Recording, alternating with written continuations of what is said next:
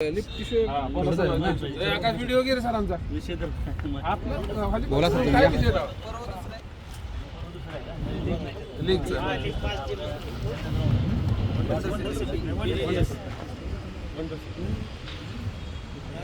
आज दिनांक 28 आज रविवार आहे आणि कोइन्सिडेंट म्हणजे थोडं ICM हॉस्पिटलमध्ये असल्यामुळं माझं येणं झालं आणि प्रथमतः ह्या ग्राउंडवर खेळण्यासाठी आलो होतो.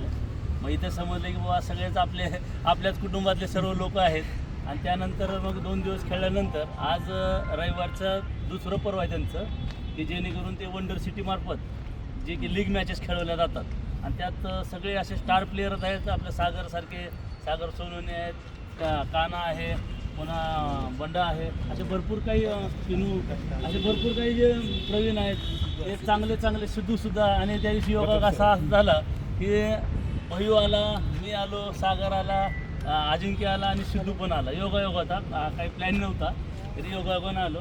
आणि असंच जी आपली व्हॉलीबॉलची जी परंपरा आहे हे लीग मार्फतच नाही, जसं आता पुढं MPL JPL चालू आहेत काही ठिकाणी अथवा काही आपले टुर्नामेंट असतात, फक्त असंच चालू राहावं जेणेकरून आपलं ग्राउंड बंद पडता कामा नये. आणि जे होणारी जे प्लेयर आहेत नवीन प्लेयर घडले पाहिजेत जेणे की आपला जो आत्तापर्यंतचा जो जुन्या लोकांनी जे वसा घेतला होता की व्हॉलीबॉल चालू राहिलं पाहिजे, प्लेयर चुस्त तंदुरुस्त राहिले पाहिजे, आपल्या जिल्ह्याचं आपल्या महाराष्ट्राचं नाव भारतभर ऑलिम्पिकसारख्या ठिकाणी सुद्धा गेलं पाहिजे. आपण प्रयत्न करत आहोत की बाबा हा गेम शूटिंगचा असेल अथवा डायरीचा असेल जास्तीत जास्त इंटरनॅशनल अथवा ऑलिम्पिकला कसा सामील करता येईल यासाठी आम्ही पुरेपूर प्रयत्न करतो आहे. आणि असं जर आपलं सर्वांना मार्गदर्शन असेल, सर्वजण एकत्र मिळून खेळत असताल, लीग मॅचेसचं असतील आता टुर्नामेंटच्या दृष्टीने जर खेळत असाल तर एकोपा निर्माण असं करून राहू द्या.